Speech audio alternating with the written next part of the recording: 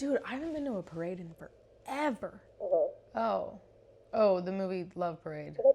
Okay, not as fun, but I'm sure it's gonna be fantastic. I'll call you back soon. Okay, bye-bye. Hi, welcome back to the Callback with me, Lauren Allen. Today we're going to be talking about the Oscar-nominated film from 1930, The Love Parade. Let's get into it.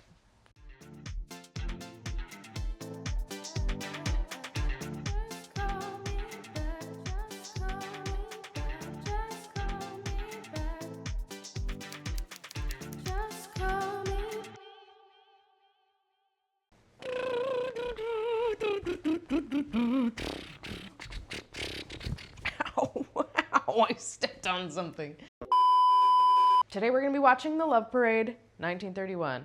Also, just for reference, the dates that I've been putting on here are the dates that they've won those awards, not the year that they came out, just for clarification. So Ernst Lubitsch directed The Love Parade. He's a German-American director. Well, okay. German director, writer, actor, producer. He was in like 30 films, like 1915 to 1925-ish. Then he ended up directing like 40 films before he ended up making his first film in the US. Because he was German at this time, there were more economic factors and social factors that initially were roadblocks for him, but then when he came over, he ended up making really great stuff, and so then he kept getting hired. He was known for the Lubitsch touch. Essentially, he was an auteur. You get these like super stylized auteurs like Wes Anderson, or what is his name?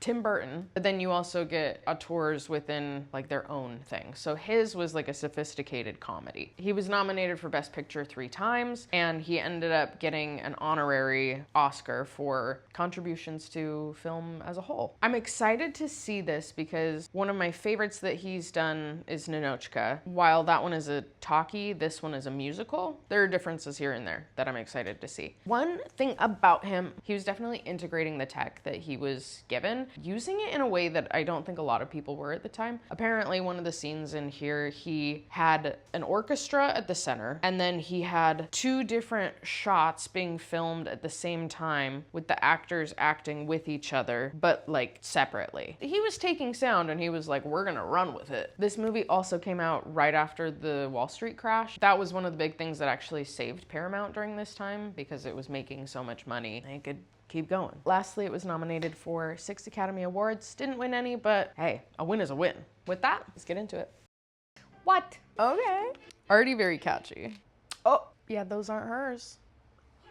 Was that a gun? What? Oh, so we're all cheaters. Oh, what in the, hello?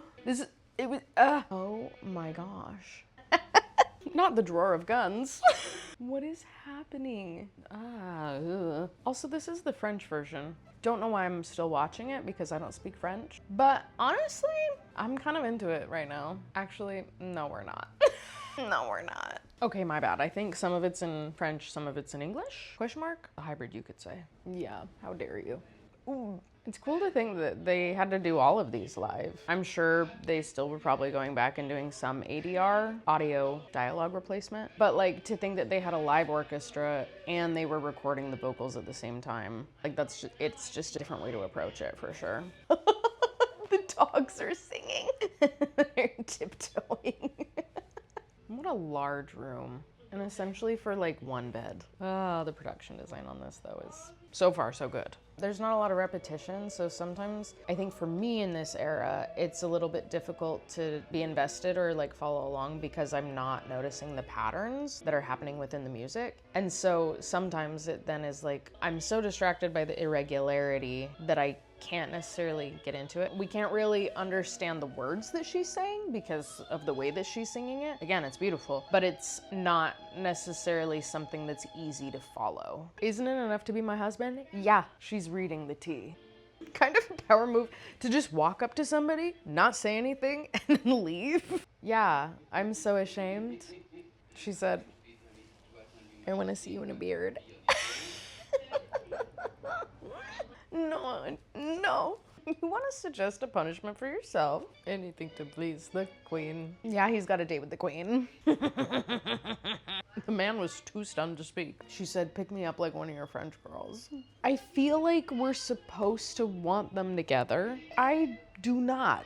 He seems like the worst, and his heart is not changed in any way, shape, or form. And yet, oh, another kissing. And yet she's like, oh, well, he can be my little boy toy that becomes the prince, maybe. I want better for her, that's all. And she's putting up those defensive walls. Smart, though. They said we gotta stop singing, we gotta kiss. This is what I mean when I talk about community films. We need to bring back films where community is involved, and it's not just like, oh, here are people, her advisors. The people around us influence the way that we act. And if we don't have movies with that, then the likelihood of us telling truthful stories becomes less and less. And they said, we got this all figured out. She's gonna be married. So she's getting married to somebody she doesn't know and who's also just kind of like a dummy. My boy, be good to her. Oh, this dress is gonna be stunning. It's called Karma, dude. Oh, he's not so sure. Seeing this side plot story, I'm into it. I need to see the things that everybody in the group is doing. Here's another take from me. I think that we need more stories where we have side characters. I need sidekicks. I need it. And not just sidekicks that are there for no reason, but sidekicks that are actually doing things that have a purpose to be there. Because it makes the movie better almost 900% of the time. We can eat chicken with our fingers. We're so regular. This reminds me of Anything Goes in the song Friendship, where they're basically like, you're my pal that I sucker punch every once in a while. I think it's a fun little thing. And they have a little dance break, and that's really fun. Threw him out the window. On their honeymoon? I guess she's also the queen though, so. Get you a partner who says, don't forget to nap. I'm a napper. I'm like 900 years old.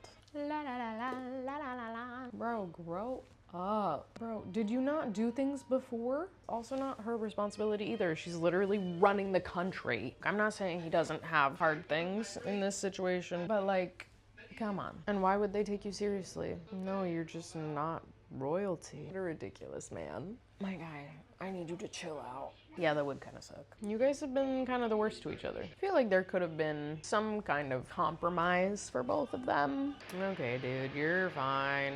I beg you to stay. Crazy how if you want to be treated nicely, you have to also treat people nicely. They're both so stubborn and So he threatens to leave, creates a temper tantrum, and your solution is you get to be in charge of everything, so you don't leave me. Why don't you share responsibility? Let's talk about it.